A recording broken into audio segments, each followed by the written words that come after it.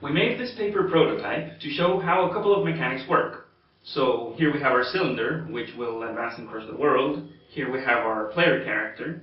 And each one of these is a tile of terrain, a piece of procedural terrain, which should be fairly large. This is not to scale, of course. As the cylinder advances and crushes the world, the player is forced to move forward too. At this point, we will load the next chunk of terrain for the player to explore. In this model, we have two types of terrain, the basic terrain and this cold terrain where the creature still could not survive because he's not adapted to live on the cold.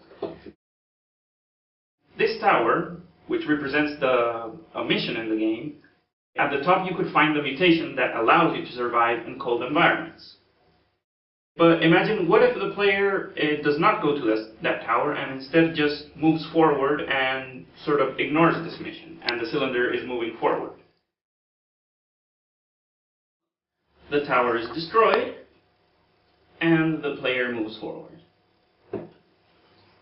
We always want to load back story elements that the player hasn't seen. So if this time the player does go to the tower and to this mission, when the player has completed this mission, he will have the upgrade which allows him to explore snowy terrain. Now we can load cold type of terrain in front of the player because we're sure he has the upgrade which allows him to progress through that type of terrain.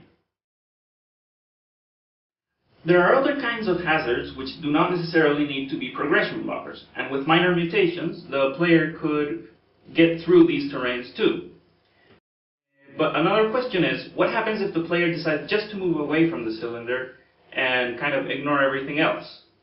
Eventually, there will be very large predators that will not allow the player to move in that direction because they always exist a certain distance away from the cylinder. We can always control how narrow the options are for the player because, for example, in a tutorial section, we would want the player to really find certain goals. But in other parts, we can design the world to be really open, and if the player decides to explore to these sides where he can traverse, we will load more terrain in that direction.